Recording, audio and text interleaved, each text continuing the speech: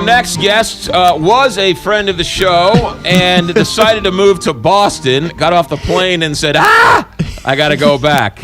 Rick Dildine, Shakespeare Festival, St. Louis Artistic Executive Director. Rick, welcome back to the show. It's great to be here, thanks. So what happened? It's too cold. But you knew that going in.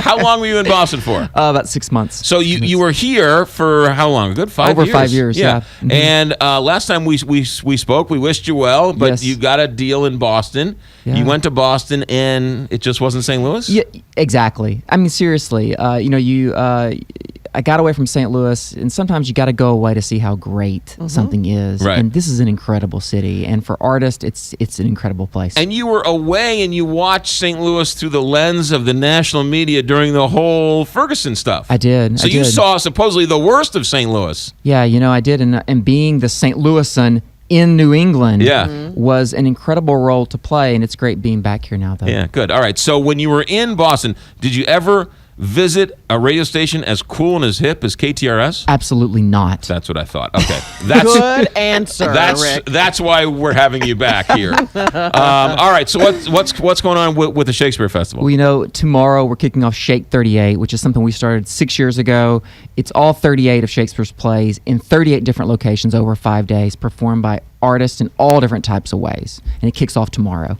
All right, so what do we need to know? Well, go to our website, sfstl.com, but we're doing 38 of all of Shakespeare's plays in different ways. Tomorrow morning, we're kicking off with yoga in the Missouri Botanical Garden, and then it's fashion shows, a birthday celebration. We're doing a special collaboration with St. Louis University where we've asked young people from all over the country to use Shakespeare's work to talk about justice and equality. So we've been doing this in huge video collaboration. That's going to air later this week.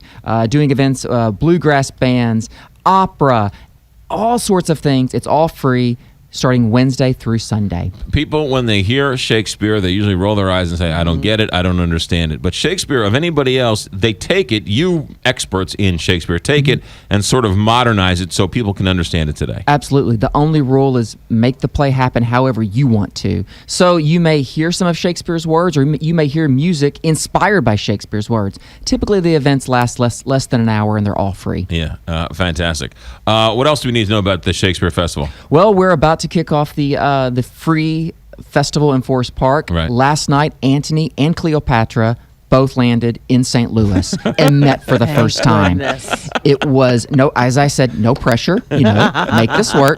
But we kick off the free festival in Forest Park May 22nd. That's fantastic. So you were in Boston, and you called back the people in St. Louis and was like, hey, have you what's hired going on anybody there? yet? Do you know, that's great. The festival, while I was still here, we had won an incredible award, the Excellence in the Arts Award for St. Louis. And I came back in January to accept that award. And it was several moments of, what do you think about St. Louis from some really great board members, Right. and things moved very quickly, and Yeah. I'm thrilled to be back. People do not realize that St. Louis, man, once St. Louis gets your claws into you, it's really hard to leave. It's like a you were boomerang saying- town. You just come back. Yeah, no, And it's for the arts, it's really great too.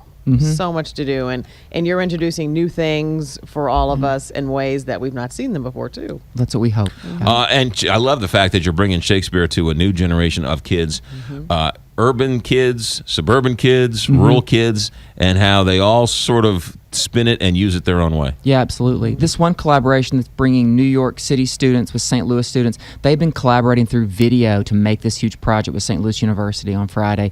I'm just really inspired by how people are using art to talk about what they're thinking, what they're feeling, and getting big ideas out there. Well, you are talking to a award-winning Shakespearean actor. Kelly? Yeah. Thank you, Rick. I think you remember you were the wall. I was the wall, and the wall. the ensemble won Long Island Shakespeare Festival. We were the best ensemble. And you have actually has a photo. There's a photo on Facebook of me in green tights. This is fantastic. Thank you. Well, Yes. See? when Midsummer Night's Dream comes back around. Well, I don't know. It might Cameo have, appearance. I don't want to be typecasted, okay? Please. Rick Dildine, the website to find out all about this stuff. sfstl.com. And Rick, you're always welcome here, and welcome back to St. Louis. Welcome back. There you go. Thank you, guys. 7:57 here, Big 550 KT.